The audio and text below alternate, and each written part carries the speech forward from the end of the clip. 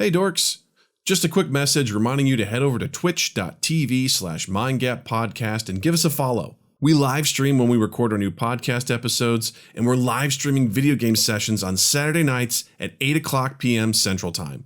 We're playing super rad stuff like Among Us, Keep Talking and Nobody Explodes, Jackbox games, and Tabletop Simulator. Come hang out and play along with us. That's twitch.tv/mindgappodcast.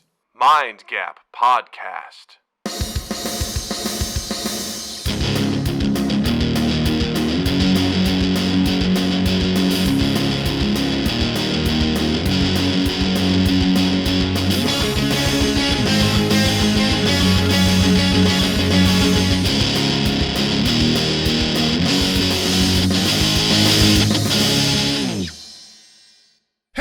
Welcome to Mind Gap Podcast. I'm Doug. I'm Justin.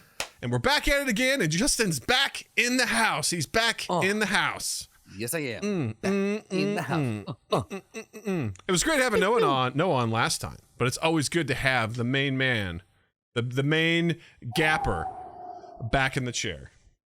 Man, it feels good. Thank you to Noah for filling the seat, keeping it warm while I was gone. Mm-hmm. And I would ask that you kindly don't fart in the seat as much as you did while I was gone. Well, I have to say, Noah did a phenomenal job. We had a really good conversation, and it's always good getting an opportunity to chat with him. He had some really good highlights, which you should check out on our YouTube page. A couple of real bangers where Noah had some thoughts about things. I was like, is this what it's like talking to me when I get passionate about stuff? Because, man, Noah's got some great opinions, and I love him. It was really great. It was very cool. So you should go check that out. We both drink at the same time. God damn it, we planned this. We don't drink at the same time. Guys, this is the thing. We can take a week off from seeing each other, but this connection never dies. Never dies. Yeah, love the game opinions. Yeah, they were really good. Noah had some good opinions. He also had some really interesting opinions about, just being able to watch and enjoy content. Which I know, Justin, you would appreciate as well, as opposed to being like, this is the best or the worst thing ever. It's like, just watch it and enjoy it. You can enjoy it and then also objectively be like, this isn't good, but you can still enjoy it. So, Right. I did. That was when he brought that up. It made me think. It made me just think back to a lot of the stuff that we talk about. Just often we do rag on stuff, and a lot of the time we talk about often that we don't want to put. There's enough negativity in the world, and we don't want to put more. Just shitting on things out there. Yeah. But it's very easy to fall into that. And you and I do tend to do that. So hearing him say that was a nice reminder of like, sometimes, content is just content. And just if someone likes it, let them like it. Yeah. Like when you brought up the Fast and the Furious franchise, that makes a lot of sense. It's not for you. It's not for me, but it's for some people out there. Obviously, they made 9 fucking movies out of it. It's for someone. Yeah, it's for someone out there. It's for Chet. Yeah. It's for Chet. Marvel scratches our itch, does nothing for Drew. Yeah. But there you go. They're there. It's a thing. Yeah. And it's like, I could understand if it's everywhere and you're kind of sick of seeing it. Like, if I didn't like Marvel, that would suck, man. Like, I did not like Avatar, and just seeing the mere fact that it was being considered for, like, best writing, I was like, get the fuck out of here with that shit. Like, it's absurd. Like, when you see something get so much praise, like, Twilight, I at least understood, like, why people enjoyed it. Like, it made sense to me, but okay. I'm like, I'm not going to enjoy it. And I didn't get all, butthurt about people liking that content. I'm like, whatever. It's their thing. I get it, Wait, it kind of bothered me. Did you just make a lichen joke? I did. Nice. Yeah. That was very subtle. Yeah. What bothered me, I think, most about that was the adult women that were really into Twilight. That was the thing that kind of like, I was like, if you flip the gender tables on that, much different story.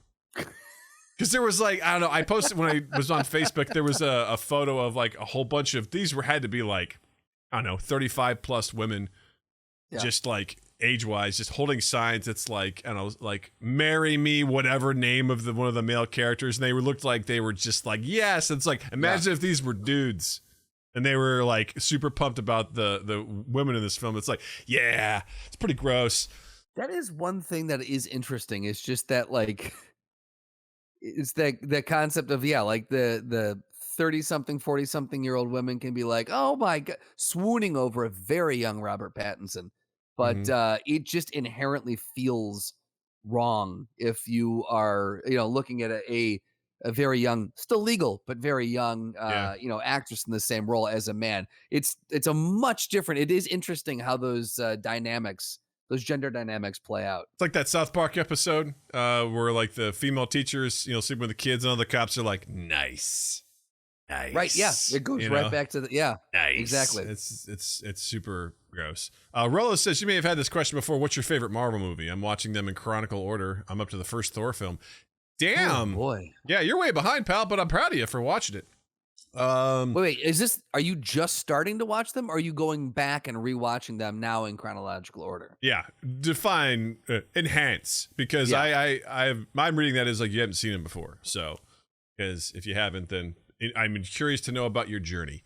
For me, I'd say watch him for the first time. Look at that! How exciting! Wow! All right, impressive. I think for me, it's my top ones are Captain America: Winter Soldier. Infinity War is just so good. It's so good. Shit. It's so hard, man. It's so hard to choose. Like, for me, Iron Man 1 will always have, if not the top spot, real close to the top spot. Yeah. There was just something, seeing that for the first time, there was something so mind-blowing about it. Yeah. It was just incredible, because you're like, oh, this is a whole different thing we're doing now. Like, from all the superhero movies we saw up to that point, it just, something inherently felt different about it. And yeah, I've seen it. I can't tell you how many times, but it never gets old. I still get that excited feeling the first time you see him fly out in the full painted, like ready to rock and roll Iron Man outfit. You're just like, all right, this is pretty cool. badass. Yeah. It may not hard, be the man. best movie as far as movies go, but there's, for me, like a personal, that's my favorite, I think. Yeah, Infinity War, like Captain America: Winter Soldier was to me like it was an amazing Captain America story. It was really cool. It totally rocked the Marvel Cinematic Universe as far as just like what happens and how it changes things. And it was a really cool, because the first Captain America is fine. I watch it, I'm like, this is fine, but it wasn't where Cap wasn't where he needed to be yet. It's like watching episode 4 of Star Wars. Like, Luke is really fucking annoying in that movie. Because really he's a kid. He's a teenage kid. He's like, man, I don't want to be here. Oh, what's too much? We can buy our own cruiser for that amount of money. That's not too much different than hitting wombats in my T-16 back home. He's a real piece of shit in that movie. But then you watch his transition to like Empire Strikes Back and then into Return of the Jedi. And you're like, oh wow, this guy has really grown and become something. It's the same thing. Like he's fine in that movie, but you see where he goes and where he ultimately comes to. You're like, God damn, this guy has a pretty cool arc at the end of it. But I'm curious to Rolo, check in with us and let us know what you like as you go along. It's very, very cool. And Noah says you gotta check out Squid Game, which I just started watching tonight. Noah, I think, watched it all in one day today. It's on Netflix. Don't watch any trailers. Just watch it. All right. Just watch it. So there we go. All right. This is great. We had an awesome pre-roll show. This is already off the hinges. I fucking love it. Let's get through some housekeeping real quick here. Housekeeping. If you don't already, please check us out on Spotify. Listen to us there. Follow us there. Like us there. I don't know how Spotify works. I've never signed up for an account. And whenever you share a link to me that has Spotify, fuck you, because I can't listen to it, because I don't want to set up an account. Thank you very much. We're elsewhere, but please check us out on Spotify. That's all I got to say about that. Also, please check out our Discord. Head over to twitch.tv/mindgappodcast. In our About section, you will see a little banner that says Discord. Click on those words. There will be an invite. They'll take you right on over to our Discord, where you can meet cool people like Rolo, like Noah Reno, like Slotty, Zenny. If you want to see some really great memes, Zenny is our curator of the 9gag universe. She's phenomenal. It's great. We set up game nights. We share recipes for stuff. It's great. It's a fun place. I love our Discord. I love our people. So come hang out with us. Come join us. And just meet the Mind Gap people. Come be part of our people. And Next up, we've got merchandise. Yeah, we do. It's on Redbubble, redbubble.com. Go to the search box and type in Mind Gap Podcast, and you'll find our merchandise there. There's the classic Mind Gap logo. There's the I Will Haunt Your Butt logo. And you can get cool stuff like hats, like t-shirts, like sweatshirts and hoodies and tote bags and all sorts of stuff. Pick yourself up something nice and support the podcast all at the same time. I'm trying to get more designs out there. I've got ideas, but at some point I just have to just like throw up my hands and be like, yo, I need help, and get a professional to help me out with it, because there's only so much I can do with my limited skills. But I am having fun. So yeah, I gotta mention when I listen back, but it'll smile. Yeah, that's right. When you listen back, it's all about you, Rolo. Appreciate you now. Appreciate you. And then last but not least, in case you didn't know, we record our podcast live every Tuesday at 8 p.m. Central at twitch.tv/mindgappodcast. Also, I host a video game live stream Saturdays at 8 p.m. Central Time as well, where I play all sorts of fun games. Last weekend, we played Left 4 Dead 2. We got a crew together and had ourselves a dandy fucking time. It was a blast. It was so much fun. We started out playing the campaign on super hard mode. We're playing on realism mode, where you can't see the outline of the other people in your party or guns, and it got real hard real fast, just like my prom night, and it was fun. And then we found ourselves late with the sound effect. Play it again, because I didn't hear anything. You got any sound effects? Oh, I didn't play it. Oh, I was too late. I was just like, nope, missed it. It made me worried. I was like, oh great, we're gonna have real fun later when we play other audio things. So no, there we go. That's still there. We're good. It's always there. But that's not the one I was gonna play. That's right. By the way, so far I don't like the Captain Marvel film. Okay. Oh, chronological order. Gotcha. You're not watching it in release order. Yeah. I thought Captain Marvel was fine. But again. Anyway, live streams. I probably won't be live streaming on Saturday because I've got some guests coming into town. So I'm going to try and make it on Friday. And I've got a game I'm going to try and stream called, what's it called again? Barony. It was $5 over the weekend. I picked it up. It's like, it's got Minecraft graphics, and it's super fucking hard. Okay. And you die, like, all the time. Like, it's... So the point is you die. Yeah, it's like a dungeon crawler. And it's you kind of have to get really used to the game to be like, all right, cool, to kind of learn what you need to do and not do. The tutorial, super fucking hard, sets the tone for you. I didn't even complete the whole thing because it was so fucking hard. So, but it's fun. I really enjoyed it. So I think I'm going to probably try and stream that on Friday. So come check it out. See how many times I die. Could be fun. And then soon, turn it into a drinking game. Right? Every time I die, you drink. Take a drink. That's going to be a terrible way to watch the Marvel movies in chronological order. Yeah, the post-credit scenes aren't going to make sense for you, Rolo, just so you know. It's going to be real weird. Don't watch any of them. So I need to get some practice reps in. Sure. Guest slot. If you're welcome to join me, you can. If you have the game, you can group up and do multiplayer. It could be fun. So, or is he talking about practice reps for drinking? Who knows? Yeah. Start drinking now. Booze it up. We can do that too. Yeah. Either Whatever way. you need. It'll be fun. It'll be it'll be super fun. And also in a couple weeks on the 16th of October, I want you all to mark your calendars now because, and Justin, you too. I don't know if you're available then or not. What's up? Jackbox Party Pack 8 comes out on the 14th, which is a Thursday. That's Saturday. Boy. Jackbox games, baby. Pew, pew, pew, pew, pew. We're firing it up. That's the first time I'm hearing about it, folks. You're finding out about it with me live on air. You said the 16th? Yes, October 16th. At the moment, that is free. Save the date, y'all. We're going to be playing some Jackbox games. So it's going to be great. Oh, boy. It's going to be real, real great, man. Oh, boy. Yeah, baby. All right. We might need to put some strategic invites out for that game. It would be fun because it's gonna be. I think it's almost entirely new games. I don't think it's anything I've ever like. It's all new stuff, so it should be fun to try and explore. So, I'm excited. I'm serious. We might need to powwow and think about some really strategic, like maybe get some all-stars back on or something. That'd be pretty cool. I need to check and see like what the max player limits are for each of those games, so we're not over committing ourselves. But it should be fun to see what we can get together. So that'd be if it's cool. anything like the regular ones, it's what, 8, I think. Some of them are 8, some of them are 6, some of them are 10, so it kind of fluctuates. Understood. So we want to make sure we get the right amount of people. But I agree, like we should brainstorm. We should figure this shit out, man. It'll be great. Yeah. All right. Those are our announcements as usual. Thank you all for suffering through them. Let's get this started this week with a really cool thing that I just stumbled upon. Like, I didn't see this posted anywhere. This wasn't in a news feed. I was scrolling through YouTube and I found it listed. It's the Sandman teaser trailer for the comic book Sandman. So excited. I'm so fucking excited. Pumped. I watched the teaser for it, which if you haven't seen it already, for the folks in Twitch, I'm going to go ahead and drop it in the chat, the link there for you. It is the perfect teaser.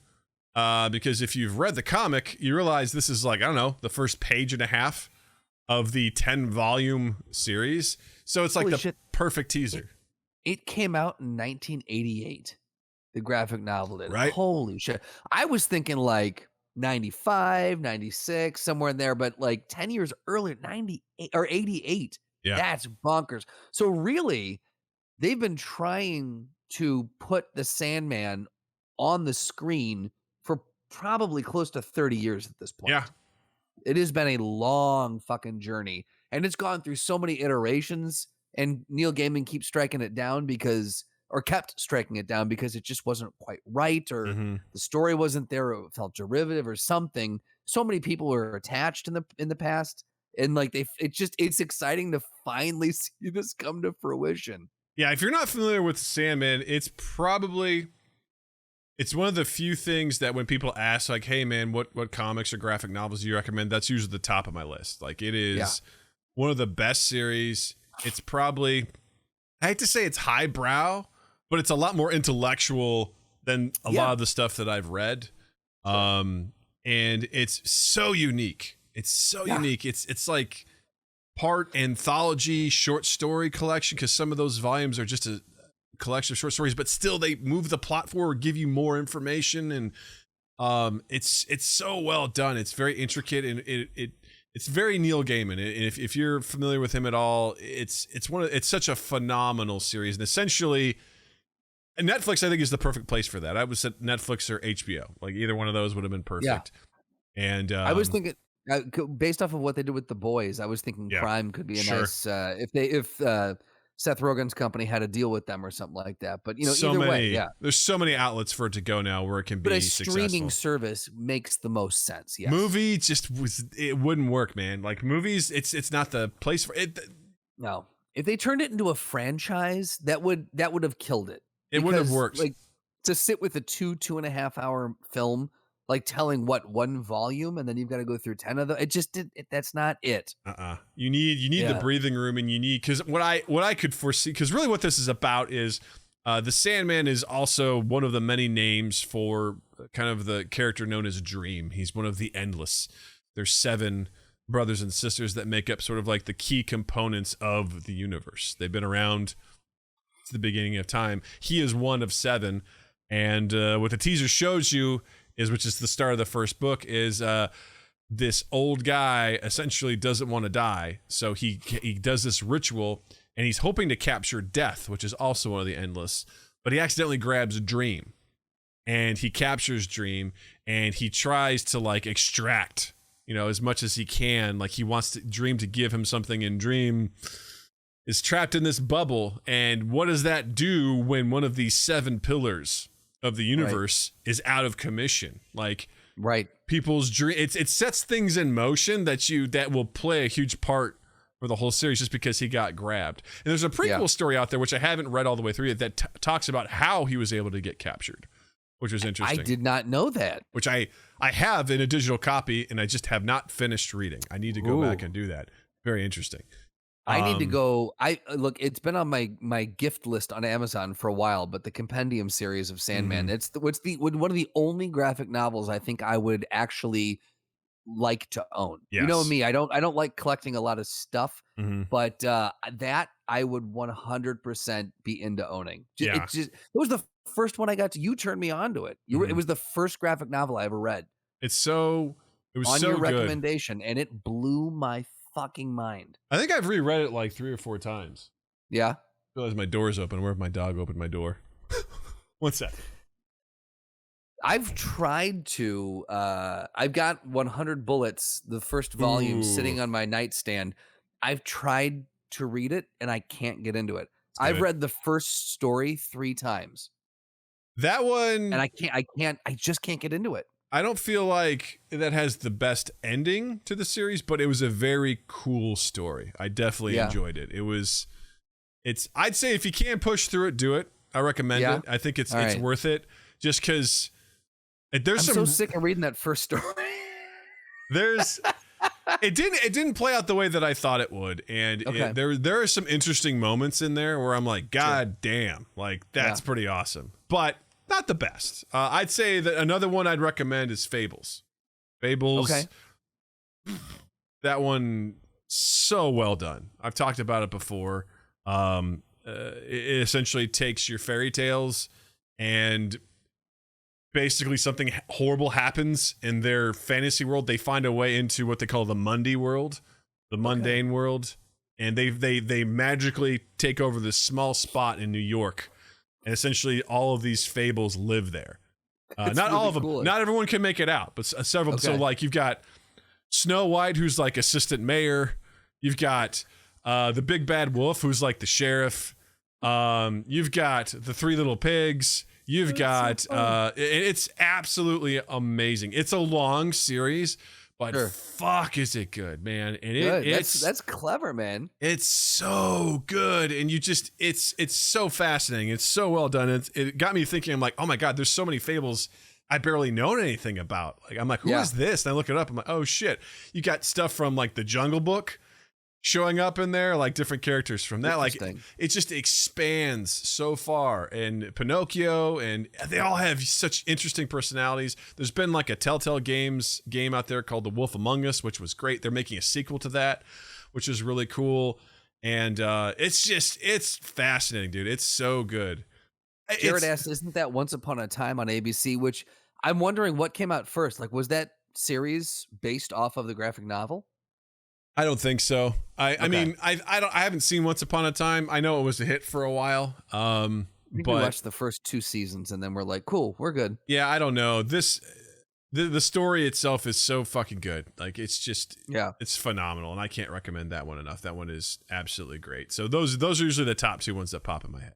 I think of like so you would say read. Sandman and Fables would be the top 2 that you would recommend people. Yeah, I remember when you first read 100 Bullets, when you finished it, we had talked. You said, "I can't wait for you to finish it." To me, saying that we were going to go through and if it was brought to screen, who would we cast in the roles? I have long since forgotten the story, so I'd have to go back and reread it. Well, the thing is, I have been trying to power through it over the last X number of years for that reason specifically, because I'm like, Doug wants to do this as a topic.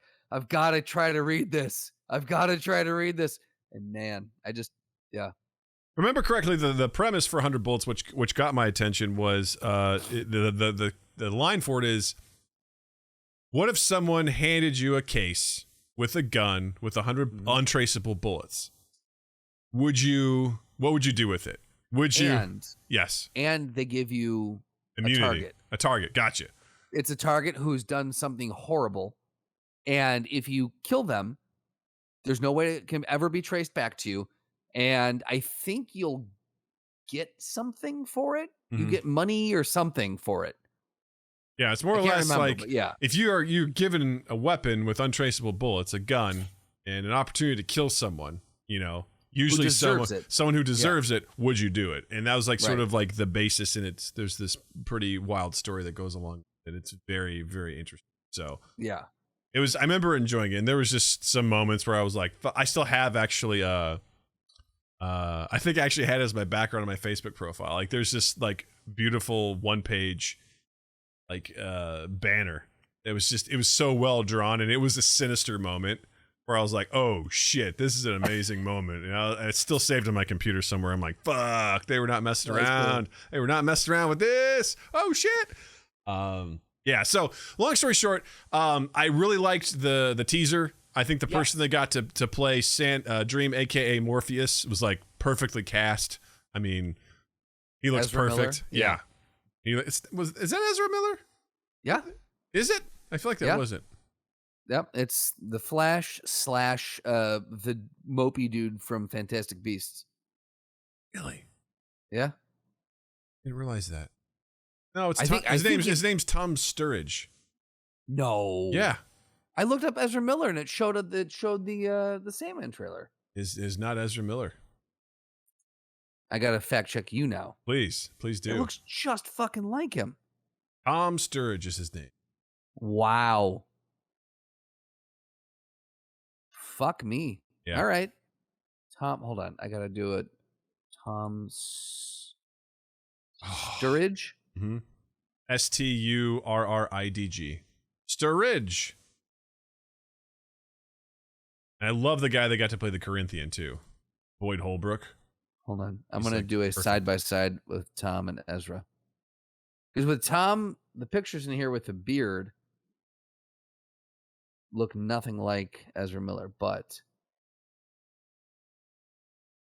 Hold on. No, you hold on. You hold it right on. Forging ahead. Either way, it looks... They cast him very well. Yeah. I also think Ezra Miller would have been a good cast. But yeah, also agreed. Yeah. Who did they get to play the Corinthian? We didn't see the Corinthian in the No, trailer, I saw he was listed as one of the casting like one of the casting announcement.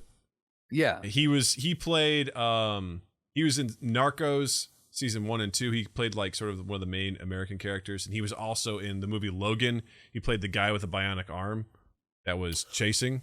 Oh yeah, man, that's a great casting. Yes, perfect casting. Absolutely. Yeah, I'm just going through. I know the casting around this has received some. We talked about this briefly on a previous episode. Casting around this has received some ire from the internet, but wrongfully so. Yeah. What a shocker. Yeah. If people can complain about something, God damn it, they will. God gave him that fucking right to do so. So the cast looks strong on this, man. I'm excited for that. I'm happy they finally figured out how to do it. And based off the trailer, it looks. Sometimes you watch these trailers and you're like, "Ooh, that's cringy. Mm-hmm. This is not going to be good." AKA lock and key. Even though I was like, I think the trailer looks good, I was lying to myself. I wanted it to be good. Upon looking back at it, you're like, "Oh no, I was wrong." Yeah, I think in the back of my mind, I knew. Just like I knew Terminator Salvation wasn't good, but when I left the theater, I'm like, that was such a good movie because I wanted it to be good. Yeah, I lied to myself. I think I don't know. Like this could crash and burn. Who knows? But based off of that trailer, I think they might have nailed it. So well, the thing that's good is there's a lot of wiggle room with this property because the Sandman, like I said, it's a very moldable story. There's a lot of wiggle room, so I'm okay if they want to follow it. I don't know. I think this would be a hard thing to follow. I think there's obviously a through line you need to go through, but there's perfect moments to use some of the anthology things as flashbacks because it doesn't happen in a linear fashion. At least the story isn't told, and things. I mean, there's amazing things to cover in that regard, and I think it'll be really, really cool just to see. Even if the first season is just the first volume, I mean, there's a lot of. I'm fine with that. There's a lot of cool stuff. I mean, actually, I don't know. I think you could probably do more than the first volume, but who knows? Like, depends how long the episodes are going to be. But true. What I'm excited about is to see who they bring in for directors for the episodes, because like you could pull in some real cool. Like this lends itself to such stunning visual landscapes because you're playing in the world of dreams. Well, not only that, man. Like at some point when you meet, Dream's other, sisters and brothers, like Delirium. Yes, dude. Like the visuals that you could get Taika Waititi to direct oh that one. Oh my god, yes. I would love to see Joseph Gordon-Levitt get a shot at one of those since he was trying to adapt it to film. It'd be cool to see him, get a shot at directing one of those. I think that'd be cool. Absolutely, yeah. Yeah, visually and just, I don't know, man. I think it'll be really cool. I'm looking forward just to seeing what they do with it. I'm very hopeful. I don't know when the release date is for it. I don't think they posted it. I don't know if they would bring him in, but Guillermo del Toro, I think it'd be really cool to see what he would do with an episode if they let him kind of run free with one episode. Oh, dude, that would be amazing. I'm trying to think like what episode it would be. You know what it would be? It'd probably when Dream goes to hell to retrieve. What's he going after down there? He's going down there to talk to Lucifer. That's what he's doing. Well, because he goes down there a couple of He's making times. a trade, right? Well, he goes down there to trade for an item that he lost, and he gets into a battle with one of the demons down there. But then in volume 4, he goes back down there, which is also very interesting. Like, oh man, that would be really, really cool. So That'd be a fun one, yeah. The show Again, there's like I'm thinking back on how many different now like the story's starting to come back to me. Man, there's so much cool shit they could do with this. Yeah. I love the line in the trailer too that's like, you know, it lists some of the names of the Endless. It's like because the guy feels like he's captured Death. It's like Death has family, you know, like who did you grab? Like this isn't a good thing that you did this. This is a very bad idea. Exactly. Yeah. Because also, is the family not going to come to avenge him? Yeah. You don't know what you've wrought on yourself. And I'm sure it's like it's out of context, but it's like you're gonna need all the help you can get, and it just shows him in the protective bubble, just angry. It's like just like staring at the camera. That shot where he's looking right down the lens, so good. Yeah. Because the thing is that Dream is a character that is very stuck on his duties, and if you wrong him, he holds a grudge. Right. He's a fault. relatively chill if he's allowed to do his job. Yeah. If he can do his job, he just goes about it. But the minute that you either prevent him from doing his job or wrng him, he holds a grudge. No one holds a grudge worse than Dream. Was oh man. I just watched on the plane ride. For some reason, like my comfort food on an airplane is Deadpool 2. I don't know why, but every time I'm on an airplane, I'm flipping through. I'm like, I know what I'm going to land on. I may as well just go to it. United always has Deadpool 2. So I just came back from San Diego. Drew and I were shooting something out there, and I watched Deadpool 2 on the way back. And I'm like, yep, this is like probably the 6th time I've seen it. But I noticed something this time that I don't think I noticed any other time. I think he's got Dream's face mask as a tchotchke in his apartment. Really? Yes. Like there's a gas mask type thing where the eyes are lit up kind of yellow, and it's got the long tube going around to the back, and it's sitting on his windowsill in one of the scenes where he and Vanessa are talking to each other. And I caught it very brief. I'm like, was that Dream's mask? I think that might have been an Easter egg that he threw in. So I haven't verified that, but if someone wants to go check that out, let me know if that was an Easter egg, because I think it was. That's phenomenal. It was at top of mind because you and I were going to talk about this. So that's amazing. I'm looking forward to when that comes out. No word on when it's released. They're filming I think they filmed through August of this year. So so they just wrapped. I think they probably just wrapped. That's what an article I just looked at said. So it'll be some time, but I'm looking forward to that showing up here pretty soon. Yeah.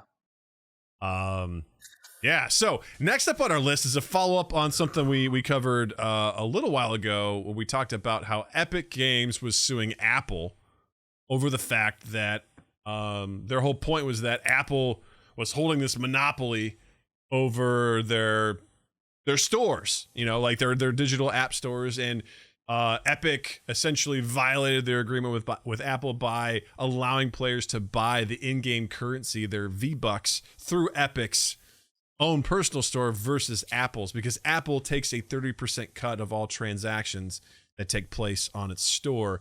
And in doing so, Apple said they violated their, agreements, and therefore, was owed money. And so it went to court. And the follow-up on this is that the courts did rule initially on this. And the initial ruling was that it was mostly in favor of Apple.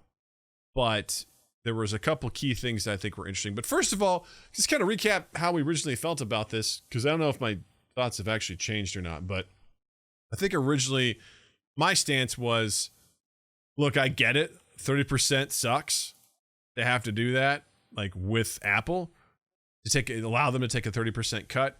But Apple is one of the premier places of distribution in the world for that kind of stuff. Just like Walmart or any of the other massive distributions, they're going to hold the negotiating power for that. A lot of people are like, well, it's, anti-competitive and whatever. And I don't know. It's just one of those things where I'm like, listen, if you want to start your own distribution network for that, I mean, you're welcome to do so. Apple created a very strong one, and it's where a lot of people go to find stuff. So I guess you kind of have to play by their rules. Although I know the rest of the world, other courts around the world are also calling into question Google and Apple in regards of like, hey man, you have a monopoly on this. You can't just, bully people. So where's your, do you remember what your stance was on it? My stance was you signed up and agreed to the terms and conditions when you became a vendor on their store.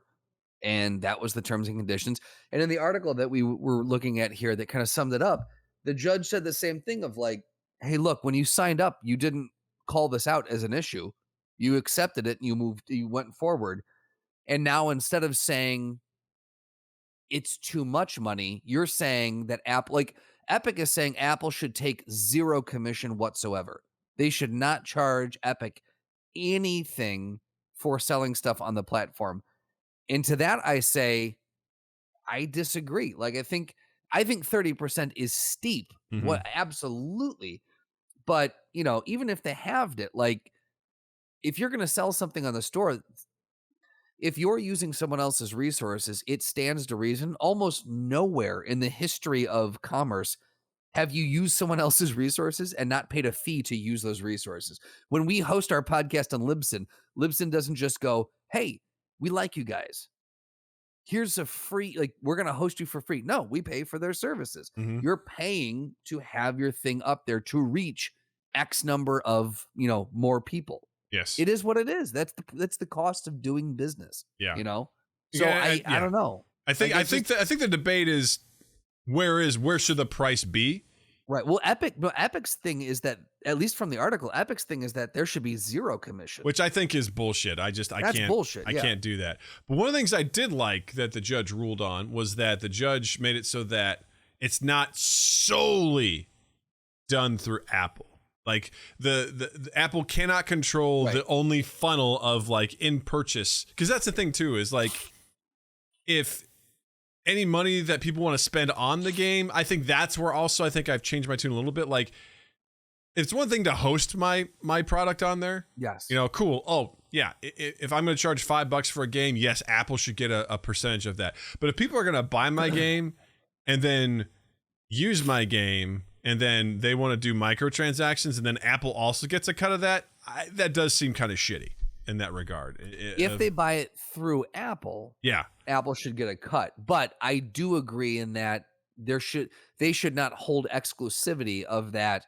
If you're going to buy these V-Bucks, you can only buy it through our platform. If you want to go, I think it's a convenience thing. If you're in the app and you're buying and you just want to buy some V-Bucks, then Apple gets a cut. But if you're willing to go out of the app, log in directly to Epic servers, buy it in the game there or however that works, and then come back to your game come back to the app, and then it shows up. Sure, that I think that should be allowed too. And for whatever they want to charge, that's great. Yeah. But I think, if you're going to buy it in app through Apple Store, then Apple gets a cut. But there's zero reason that Apple should retain exclusivity over that. Exactly. It's not their game. They're simply hosting it. And I think I think Steam ran into something similar years ago with EA Games. EA Games was hosting a lot of their stuff on Steam's platform, and they released a game called Dragon Age 2 and almost immediately violated that stuff because they allowed people to go buy the downloadable content through their site, and Steam was like, get the fuck out of here, and they booted them off Steam. Interesting. Yeah. And then EA went on to build their own fucking streaming platform, because this is just the cycle that we live in, where people get butthurt over something that's successful that helps them, and they're like, wait, no, I want to make my own because I don't want to pay you shit, even though that's where everyone lives, is in Steam. As far as I'm concerned, you want to buy a game, you go to fucking Steam. That's where you go in the computer world. Taking my ball and I'm going to go home. If you want to have... That's what EA did, Because Epic has their own fucking thing, Epic Games platform. I never use it. But they're also the same people that are like, hey, you get this game for free. The $60 game, you get it for free today. Because I think they just want to drive people to their platform so that people will buy, get something and then be like, oh, well, I can only play this game through this, and now maybe they'll buy something else. I'm just like, no, man, Steam. I have all of my games on Steam. I'm not going anywhere else.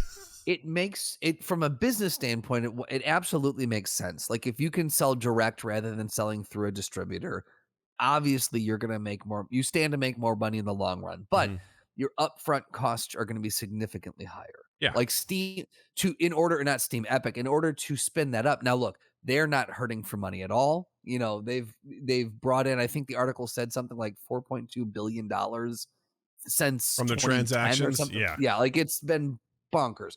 They're doing fine, but it is going to be significantly more money. So it's a lot of startups, I can see why they would want someone else to host their stuff because they can make the game, put it up there, everything gets handled through that, and then they can go back to being creative.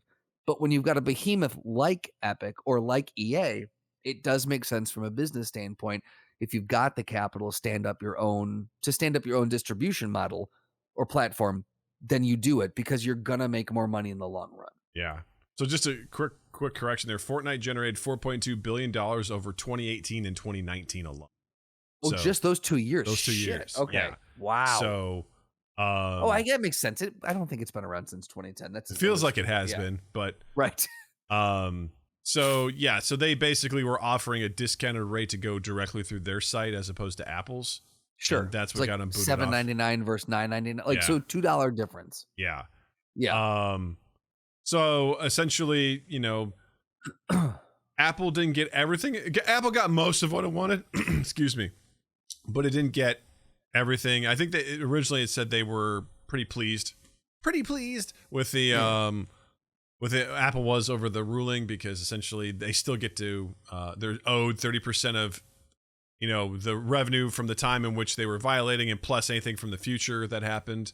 So they still get that, and I don't think Epic Games was super pumped about it, but it did at least allow for some of these companies to be like, listen, you have to give consumers a choice on where they want to buy it from. And I agree with you. If it's like, listen, I'll pay $2 extra to get it immediately through the App Store, or Sure. I want to support this company, I'll go the longer route through their site to get what I need to, Rollo actually just brought up a good point. He's like, slight off topic, but when I buy a footy shirt, soccer for us Americans, I'd rather go to the team store rather than a sports store.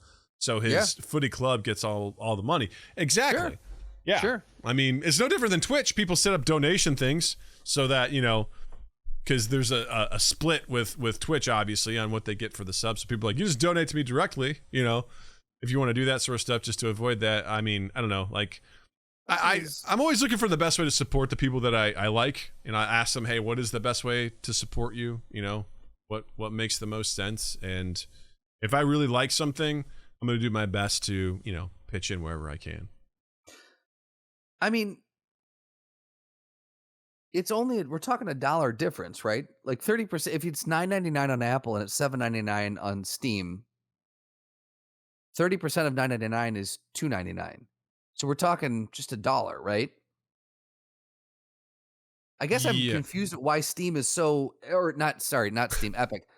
I guess when you break it down like that, like they're already upchart. Like if you go directly to Epic's store, they would make it $1 more. One more dollar. Yeah. Yeah. And if you think about that over time, I guess, I don't know. I don't know. If you generated $4.2 billion and you take that times $1, like that difference, that adds up. 4.2 times 1. Mm-hmm. There you go. 4.2 million. Yeah, exactly. So billion, Justin, billion. Sorry. Yeah. At that level of transaction, that stuff makes a difference. So, but, yeah, I guess But the interesting turn of events that just happened recently was that Apple has kicked Fortnite off of its store altogether.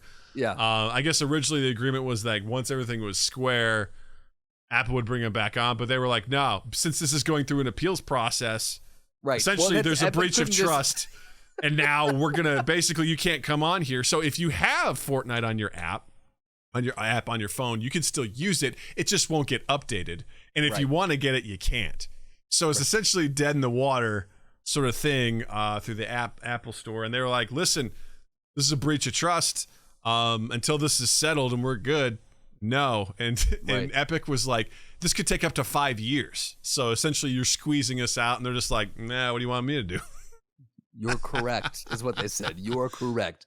Well, that's the thing with Fortnite is that it's so like gameplay is predicated on updates. It is so that game tied in with updates. is insanely updated Yes. all the You time with wild have shit. the updates. There's constant stuff happening all the time, stuff that I don't make Yeah. sense. Apple users don't deserve Fortnite. Here's what I'll say to you on that one, Jervis. If you're playing Fortnite on your phone, what are you doing? Like he says 2 updates a week. Yeah, yeah. I don't imagine most people are like. I mean, I've seen young kids play it on there. My nephew, Jill's nephew, he was always playing on his phone because he didn't have a dedicated PC. But I can't. I mean, that's how they were playing. Jervis, so we're of a different era. That's all it is. Like, listen, these kids nowadays, they do the hibbity bobbity on their phones. The music. Jared, what do you love more, Superman Returns or Fortnite? Oh, because I know boy. Superman's in Fortnite these days, so you Oh know. boy, yeah, but is it the Brandon Routh Superman? Good question. Because if not, what are we even doing here? A good question. But the thing is, though, it's not just Apple. Like Epic has taken out, because Google charges 30% as well, I think, if I'm not mistaken.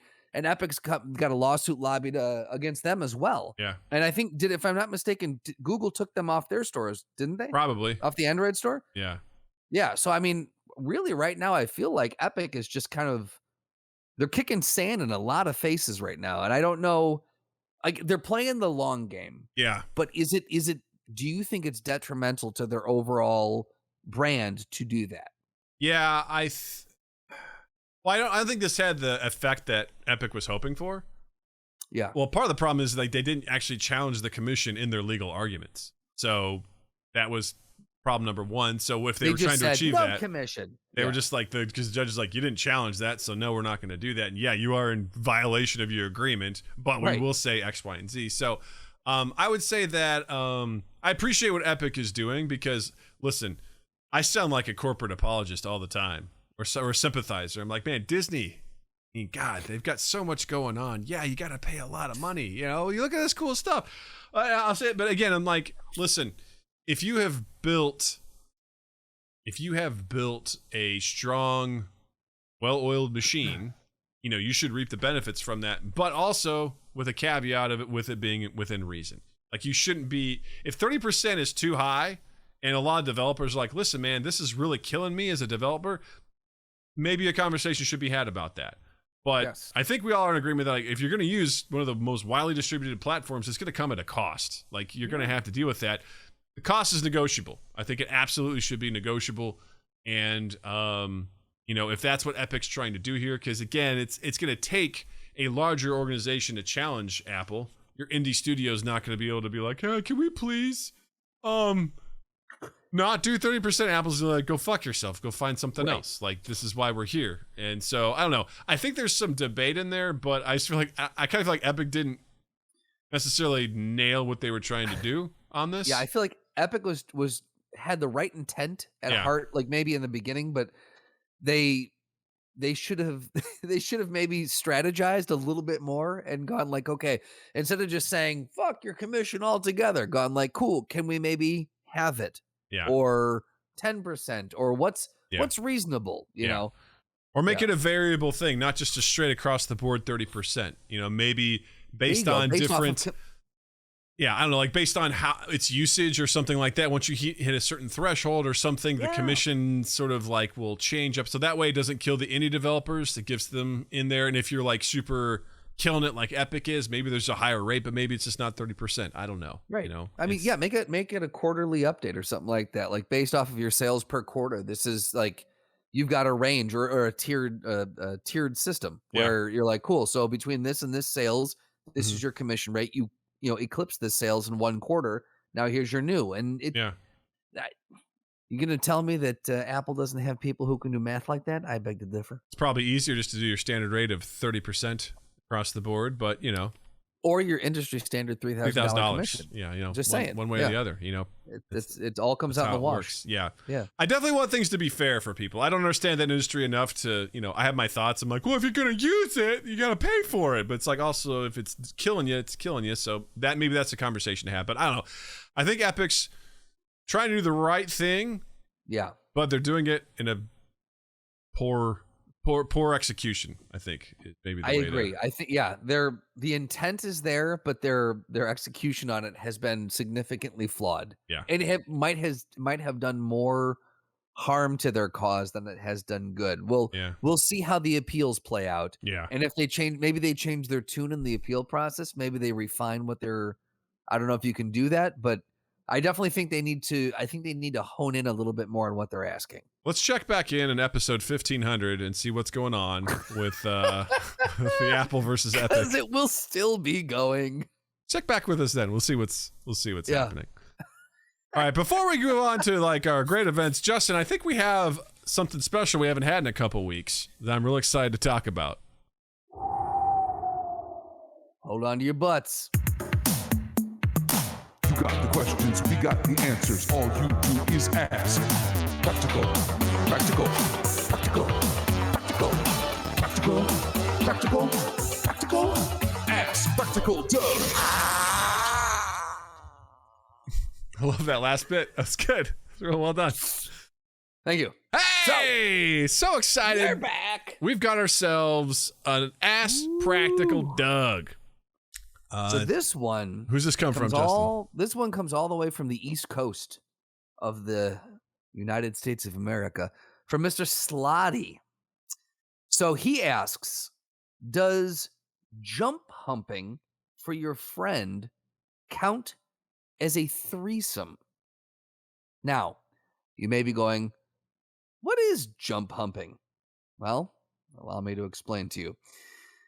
So based off of this, I'm sorry. I just realized. Did you just see this? I just saw that. We both saw it at the same time.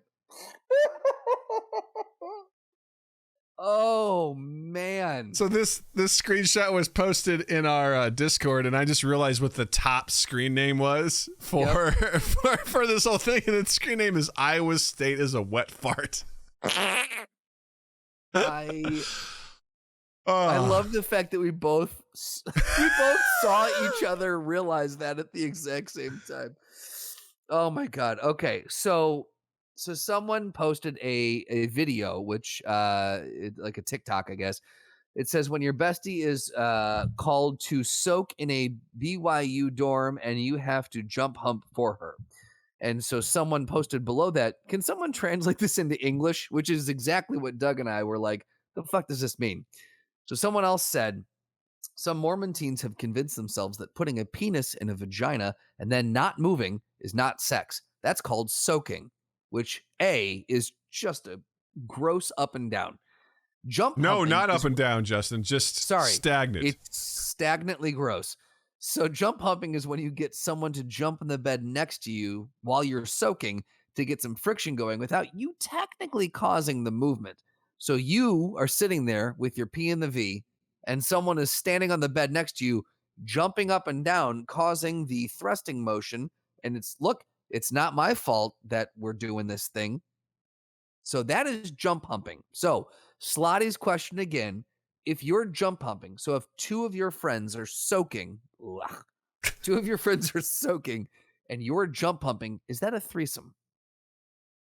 Practical Doug, what say you? Practical Doug has a lot of issues with this whole situation. Let's spell it out. Let's take me through your thought Starting process. with the whole process of just this idea of finding workarounds with sex. I knew a girl in college. Now, granted, let me take this back. I don't know this, but the rumor was that this girl was cool with anal sex because she was saving herself for marriage. Now, don't know if that was true. Her demeanor, I think that's more of like the emergency fart is probably what that would be like, you know. You think, yeah. Yeah, for sure. So let's talk about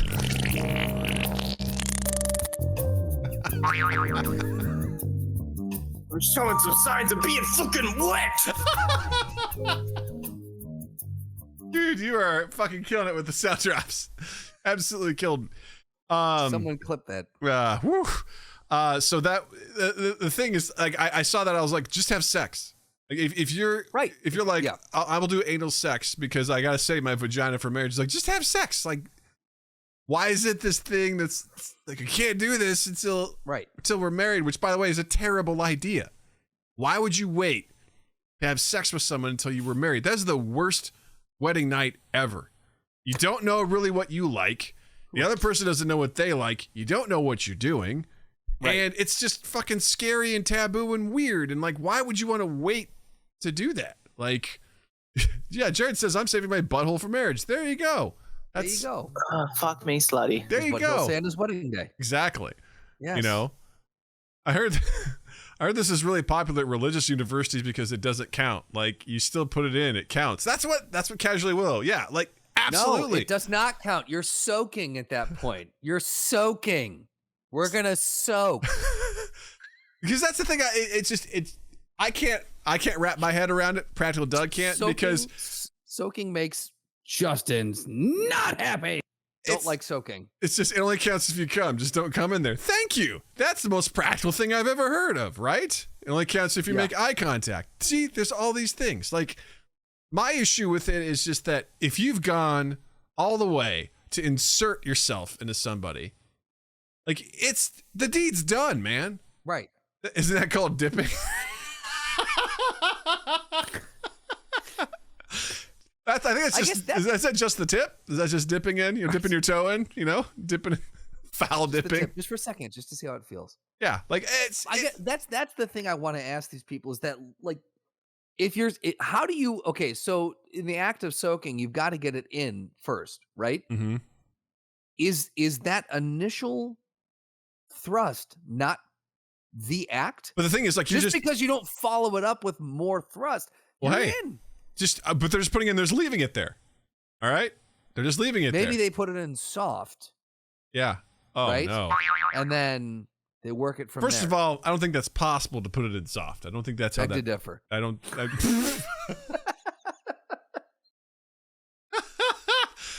My anniversary night 2 years ago says otherwise. Obviously, you've never been drunk off whiskey. Yeah. I think it's just, I don't follow up putting pork in a tub of liquor. Well, casually will like this. Not if your friend pushes you in and then jumps on the bed. I just see this playing out as like a horrible prank gone wrong by the friend. Oh God. I don't follow up putting pork in a tub of liquids and then put it in more liquids. So okay, all right, we're getting off topic. I love it. The chat's all over this, and I appreciate this. But please keep that up. But yes, we need to get back on topic here for the podcast. And the thing is that it's, if you're like, listen, just do oral sex if that's the case. Just do oral sex. If you don't want to worry about the penetration, or you're like so concerned, just do oral sex. Then you'll be good to go. Problem solved. As far as I'm concerned, you're good to go. But the second someone is penetrating you, or you are penetrating someone, like, guys, you've crossed the threshold. Just at that point, just go for it. All right. Just accept it and have fun. Go to town. Yes. Just do it. All right. Because if you're like, well, I'm just soaking, and then you get your friend, which is super weird for people that are so sexually repressed, to bring someone into the room to be like, okay, we're under the covers. Will you jump on the bed so that I can come? So now we've talked about this concept of like rationalizing and soaking. Now let's move on to the actual jump humping. Yeah. You're inviting a third person who is also presumably equally as religious as you into the bedroom, and this is now what's happening? How is that not even fucking worse? Right? From a moral standpoint. Because let's talk about this, right? You're gonna have to jump on that bed pretty fucking hard. Right. Like, because this is not just a bump, a bump, a bump, a bump. Like, you're probably gonna have to get in, like, you're straddling the couple, right? You're like, probably straddling, and you're gonna be doing the exercises I just learned recently from Dorks, where they're like, gorillas, or like, just like boom, boom, boom, just like, you're gonna be like just jackhammering this with your legs. In which case, I'd be just like, dude, you do it yourself, man. Now, luckily, these people are probably so pent up that you probably won't have to jump hump for long because, yeah. Noah says life begins at jump humping. There you go. We're getting somewhere. I'm gonna make a sign and put that with the folks who are down the street from me. Let's talk about jump humping. Yeah. Are they using condoms or is that against their religion? There's a lot of great follow-up questions. Conception begins with asking a third party to fuck with you. Conception begins with asking a third party to jump in your bed. I could talk about this for a whole other episode, but let's get back to the question at hand. The question is, if you're assisting someone, your two friends with by jump humping, is it a threesome? I'm going to say yes, because of the way I'm envisioning it. This isn't just a light bounce on a trampoline. This is, you might as well be doing the thrusting for them. The amount of, the bed should be pretty shitty, because it's going to need to have a lot of bounce. If you've got a Tempur-Pedic memory foam bed. If you've got a memory foam mattress, then you're not going anywhere. That thing is, you're not getting any sort of movement. So you're going to have to be like, hold on, and just like a gorilla, just smash into that bed. And yeah, you are participating in the act. You might as well be the third person. 100% jump pumping is if you're participating, you're in a threesome. Done. I don't have like a Doug has ruled like gavel bang or something. We should get some like really cool like guitar lick, like Doug is that's it. Hold on, I got you. If you're a witness to sexual acts and you jerk off to it later, you're in a threesome. Fatality. There we go. There it is. Yep. There you go. You can't put your dick in me. I'm saving myself for marriage, but you can put your whole fist up the elbow. God's cool with that. Yeah. I guess that's the other thing too, is if you bring someone in, it like to do this jump hump, yes, they have to, they're getting into it full body and they're really going, they have to rock that bed for you, but they're being brought in there explicitly for the act of sex. Because the thing is, they're there to aid in the act of having sex. And so that, which is the very definition of a threesome. Exactly. So that right there makes them a willing participant, thus bringing them into the fold of a threesome. Yes. Because also the thing is, I feel like the folks that are doing this are like, it was an accident. We didn't do it. It's like you invited someone in with the intention of jumping on the bed so that you could come. That. Right. I'm sorry. It's just such a weird, just saying it over and over. It's such a weird concept. Yeah. It's just a weird concept. Just that you would have to invent so many loopholes. Like Nike said, just do it. All right, just do it. Just fucking do it. All right, because you're lying to yourself. You fucking did it. All right, you did it, and you did it in a really weird way. I'm sorry. Right. That's weird that you did that. Yes.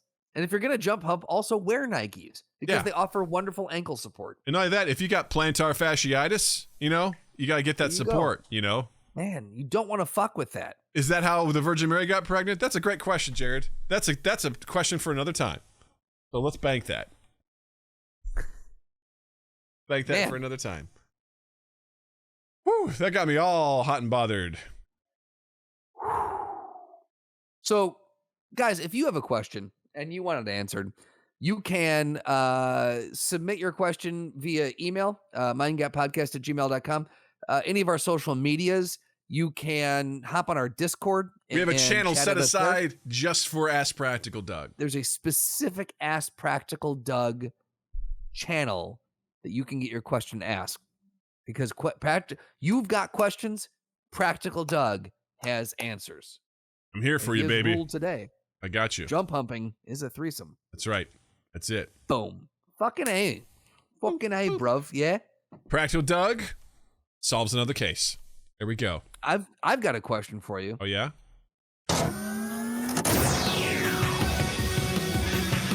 Welcome to the Throwdown. My question for you. Oh, yeah. Is who would win between these two people? All right. This week, on this week's Throwdown, we've got... Wait. I love the notes that come along with these now. Yeah, right? Okay. Did you want to do the drum roll? What's the goofy? Sorry, yeah, I was too busy trying to find. I'm like, what's the goofy stuff? This week's throwdown is the character Starkiller from The Force Unleashed versus Omni-Man from Invincible. All right. What is Starkiller? So he is an interesting character from a series that I never played, but I thought was pretty cool. Lord Starkiller. Did you ever watch Invincible? Yeah, absolutely. All right, cool. That's right. I couldn't remember. Loved it. Yeah. All right, so I'll start with Starkiller here. Starkiller, born Galen Marek, also known as The Apprentice, is the dark Jedi anti-hero main protagonist of the Star Wars Force Unleashed project. So powers and stats. Let's talk about him. He's at least a 5B. I don't know what any of that shit means. Such an old. Two things that make me feel old right now: Instagram and this shit, the tiered stuff. Like I had a long conversation about Instagram. I got so mad. And for the record, Justin, I talked to Jill about it over lunch, and she gave me the same look. How I was like, I couldn't figure this out. She's like, "What are you talking about?" And I was like, "Don't make me feel dumb again." Anyway, okay. So it's safe to say that you don't like Instagram. I hate Instagram. I fucking hate it. Stuff is stupid, stuff is dumb. Doug hates stuff. Yeah. Here we go. So powers and abilities. So he's human. He's Force adept. He's a Sith assassin / apprentice, and he's a redeemed Jedi. So powers and abilities. Mostly it's Force stuff, right? Superhuman physical characteristics, precognition, Force enhanced reflexes, clairvoyance, blah blah blah blah blah blah, all that sort of shit that he can do. He can harm intangible ghost-like beings. He battled with and defeated Obi-Wan Kenobi's Force Ghost. Didn't know that. Interesting. Attack potency, planet level, comparable to a A New Hope Vader, and should be superior to the likes of Yarael Poof. Wow, what a name! There's a name for you. What? Who the hell is Yarael Poof? Don't worry, it's not worth looking into. At least planet level. Should be stronger than his old self, having fully embraced the dark side. Battled with and killed A New Hope Obi-Wan Kenobi, and defeated his Force Ghost. Effortlessly toyed with Empire Strikes Back Luke Skywalker. Where was this guy from? It's from a video game series. Oh, okay. Yeah. Oof. His speed, relativistic. He kept pace with the likes of Darth Vader. Fast and light reactions and combat speed. Lifting strength, peak human. Can be augmented to superhuman thanks to Force. Class G telekinesis. So he brought down an errant Imperial class Star Destroyer, which that was a cool teaser for that game. Let's see here. Striking streak, planet class. Jesus Christ. Capable of matching Darth Vader in melee, at least planet class. Durability, street level. What does planet class mean? I'm assuming Like you can destroy a planet with a strike. I don't know. That's a good question. I'm old. All right. Stamina, very high. Range, whatever. Lightsaber shit. Standard equipment. 2 lightsabers. Intelligence, fairly competent tactically. Weaknesses, possibly prone to insanity due to being potentially an unstable accelerated force using clone of the original Starkiller. And he's got a bunch of other shit. So, okay. Definitely pretty powerful. I think we can all agree to that. So, Justin, take us through Omni-Man. Okay, I will. Omni-Man from Invincible. So his powers and abilities. Well, he's alien. He's at least 2,000 years old. Superhuman physical characteristics. Enhanced senses. He's got flight, longevity, regeneration, mid to low. Can hold his breath for 2 weeks. That's impressive. Telepathy, has alien technology in his ear, allowing him to transmit and hear others' thoughts. Reactive evolution. The Viltrum, is it Viltrum? Viltrumite? Viltrum, yeah. DNA aggressively repairs itself over time for different contexts, such as reproduction with other species or long-term survival. Resistance to absolute zero and high heat, so he can survive in space. Attack potency. Multi-continent level. Speed varies from massively hypersonic to relativistic plus, superior to an early Invincible and pre-boost alien. Massively FTL plus with space. Wow, what the fuck? So he's fast. I feel like Lifting half strength. of the fun of this is reading through these sites, which are just like things that we don't understand. Right? And it's my favorite Massively thing. FTL plus. That's faster than light. Cool. Fucking Tom, love. Plus. Lifting strength, at least class G. Cool. Striking strength, multi-continent class. Durability, multi-continent level. Stamina, virtually inexhaustible stamina. His range, standard melee range, tens of kilometers with shockwaves. Standard equipment, nothing notable, just fists and his dick. Intelligence, above average. Mastery of various Viltrumite combat techniques and skills. Thousands of years of experience fighting both powerful and diverse enemies who have various abilities and powers. His weaknesses, the smart atoms of Viltrumites cannot withstand high temperatures for long periods of time, with prolonged exposure heavily weakening their strength and durability as the atomic bonds are ripped apart. That sounds ouchy. Pinpoint high-intensity sound waves can disrupt the inner ears and highly sensitize equilibrium, disrupting their flight. Pain, potentially death. There's a scourge virus. It's a specially engineered virus that kills his kind. And that's it. I my initial reaction is Omni-Man. While I think Starkiller has a lot of great abilities, I think what Omni-Man brings to the table is 2,000 years of experience, and he's fought a variety of enemies who have various abilities and powers. But his attack potency is multi-continent level, whereas Starkiller is planet level. Comparable to a pre-New Hope Vader, and should be okay.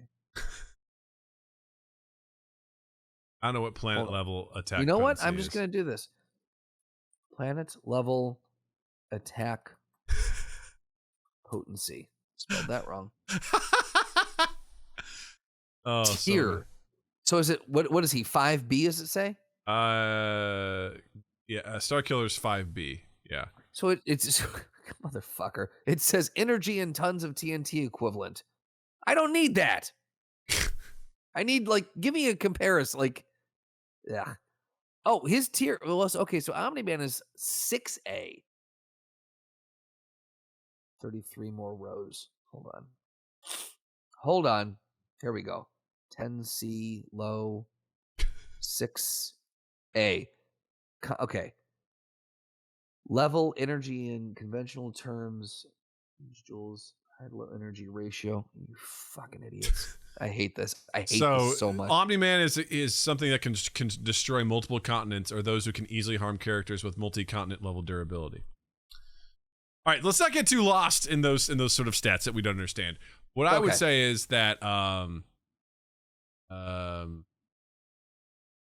feel like Starkiller, his telekinesis and stuff like that, I think would be very powerful, but Omni-Man moves at such a speed, as we've seen in the show, and as well as what I've read in the comics, which essentially was the first season on Amazon Prime, that I don't think Starkiller would be able to perceive it. I know it says that his reaction is high, but I just don't think it's. I mean, we got to think about it too, because what can they do? They can block blaster bullets that are coming their way, right? So they can sort of perceive that. They have a little bit of foresight. So to some extent, there is some ability with that. But here's the thing: Starkiller takes one punch from Omni-Man, he's dead. Starkiller, you would argue that the longer he held the saber on Omni-Man, eventually he would do damage. But I don't think the strikes initially, because it said prolonged exposure to high temperatures causes problems. I don't think one slash is going to cut it. And I think you don't think he could use the force to get in there and rip atoms apart? That's a good question. I don't think so. Because he can battle a force ghost. He can. I feel like that's some high level shit. I feel like a force ghost is when you make a reduction and it's just the pure flavor of the thing you're doing. Mm-hmm. I feel like a force ghost is the highest possible like form of that. Like it's fully reduced. You've gotten rid of all the excess shit, and that's just pure force. Mm-hmm. So if he can beat a force ghost, I don't know the context of that, so I can't comment on it. I'm like, I don't know. But what kind of fan are you? I know, right? I think, But Omni-Man has fought multiple. What did it say? multiple enemies with various abilities. Yeah. So, I mean, Yeah.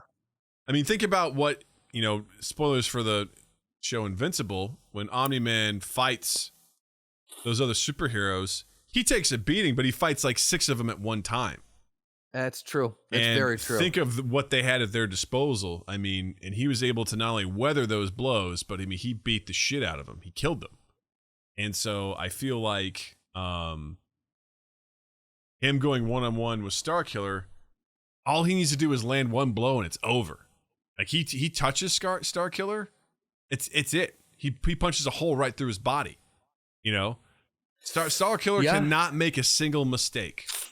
Right. He has if he doesn't have his room for force error. up all the time, and He's absolutely screwed. Whereas Omni-Man just zooms around. I mean, it's game over. Like I think he brings way too much to the table. He's got fucking laser eyes.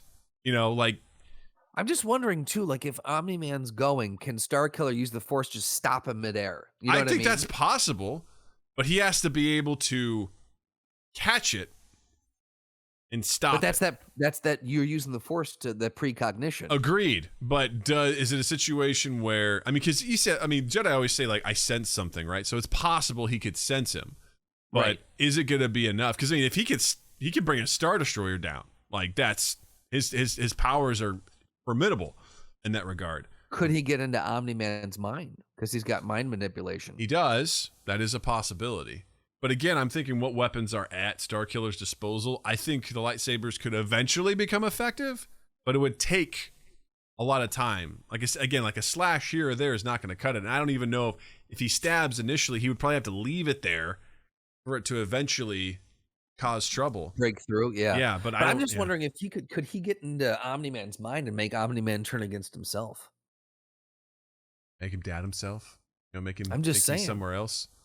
Who's Just to make say? him punch himself in the mouth. I'd also think, Omni-Man's fought in his 2,000 years guys with telepathic and telekinetic abilities. Well, you'd have to assume, right? Yeah, like he's seen a lot. So that 2,000 years thing, that's a bitch. That's a bitch right man. there. You think about all the experience that you've had, and not only that, Omni-Man's a stone cold killer. Like that guy. Not to say that Starkiller really isn't. Starkiller is raised as an assassin. He has. Starkiller has eclipsed Vader level. Like he's on par with Vader, like peak Vader. He's on par with that stuff. But I thought it said that he passed him. In some ways, he has. Like I said, at the very least, he's on par with him. And Vader's a formidable person. But again, they're human at the end of the day. Yeah. And Omni-Man is a Viltrumite. And that guy has been around a while. He's seen a lot. He's conquered shit. So the idea is Starkiller is Vader if Vader wasn't half robot. Yeah, very true. I think there's, Starkiller cannot make a mistake. That's true. I'm looking at durability, and it says planet level with force amplification. So if Omni-Man is at continent level striking force, and Starkiller has planet level durability, but that's with force amplification, and also his stamina is very high. Omni-Man's is near unlimited. Mm-hmm. So I think that's the other thing, is that if Omni-Man just, after a while, Omni-Man could probably just take him down, or wear him down, rather. Okay, not only that, what's Starkiller gonna do? Run away?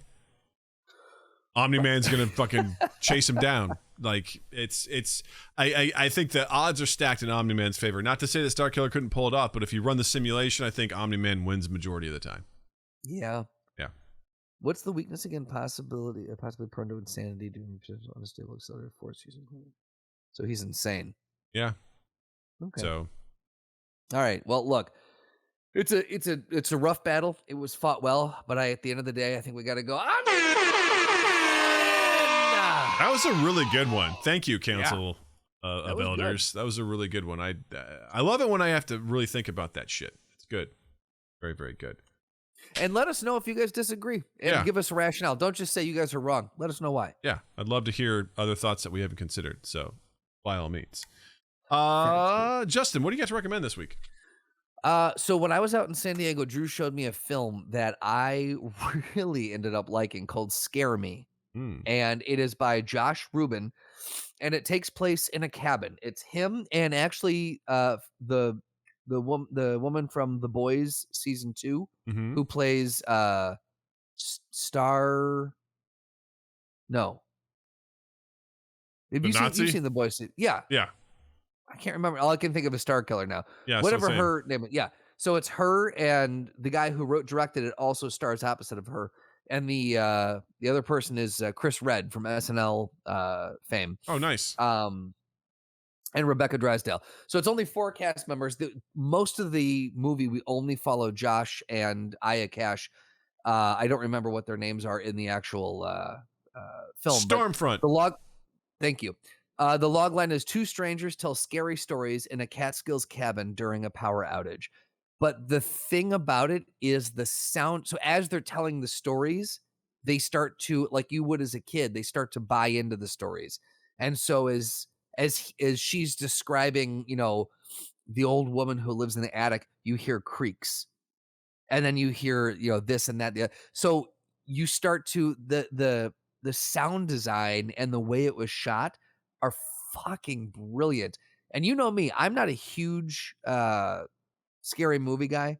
I'm typically I don't like slashes. I don't really dig on scary movies. This I would legitimately watch again. Like if you wanted to watch it, I'd say I'm coming over. Let's watch it. All right. It was really good. So I strongly recommend it's called Scare Me, and it's on Shudder because Drew subscribes to that. I'm sure it's available elsewhere. You could probably find it elsewhere. It looks like it's on Sling too, I guess. But yeah, take a look at Scare Me. I really, really think that you're gonna like that movie. And then also Ted Lasso. Check that out. Doug, what do you got? Noah and I alluded to it last week, and I watched all the episodes. Star Wars Visions, man, like it was a great show on Disney Plus. Nice. Short films ranging from 13 minutes to 22 minutes. I think there's only like 9 or 10 episodes. Really fun. Didn't love all of them. There was one in particular that I found to be kind of annoying, but for the most part, I really enjoyed it because it's the Star Wars stories that we need. It's these short, these quick things that are like, oh, cool, like this thing happened, and then you don't get a full backstory, you don't get a full epilogue. It just happens, and it's really cool. I like that. I feel like there was a stipulation that every single one had to have the line, "I've got a bad feeling about this," because I think every single episode, some character says that. Okay. Which I was like, is it from something? It's from the original series where Han would be like, I got a bad feeling about this. Okay. And then everything else, it's like, we got to put that in there. It's like, go fuck yourself. But animation's amazing. And it's got very like Japanese, like old school vibes on a few of them, which are really, really cool. Animation is just phenomenal. It was a nice way to see sort of like a combination of like old world and like Star Wars like mixed together. I love it's that. Very cool. I highly recommend it. Animation styles are just unique for each studio that did it. It's worth checking out. So Star Wars Visions, available now on Disney Plus. Check it out. You should also check out Mind Gap Podcast on all social medias at Mind Gap Podcast. Also check out our YouTube channel where we post full episodes there, as well as highlights from the show and the stream itself. And then, be sure to like us on Twitch, twitch.tv/MindGapPodcast. Click the little notification bell so you'll know whenever we go live, which is typically every Tuesday at 8 p.m. Central Time for the podcast and Saturdays at 8 p.m. Central for the podcast. But this week, that's on October the 1st. I'm going to plan on streaming that night, which is on Friday. Have ourselves fun with some Barony. Barony is the game I'm hoping to be playing. So check us out there, and be sure to check out Justin online as well. On Instagram and Twitter at Justin_Michael, spelled Mikel. It's the fun way of spelling it. And while you're in the online realm, check us out on Spotify, Apple Podcasts, Google Podcasts, Stitcher, Podbean, all those places. You can rate us, review us, like, subscribe, share. The big one for us is sharing. Well, the big one for us is all of the things I just mentioned. So do those things and make us happy. And then tuesdays.com/mindgap. And then keep an eye on all of Tui State stuff. We got, let's see, Sit Is Out. Life in Debt is very fast approaching the finishing line. And then we've got Peekaboo Man, which Drew's hoping to have our first horror short done in time for Halloween for his high holiday. And then what else we got? There's one more I thought we had in post, but I guess not. Anyway, we've got things coming up, so keep an eye. Keep an eye, y'all. And with that being said, I want to say, Justin, thank you. Doug, it's good to be back. Thank you. Twitch, thank you for all of your lovely insight. Listeners, thank you. And you all have a dandy fucking week. Mind Gap Podcast.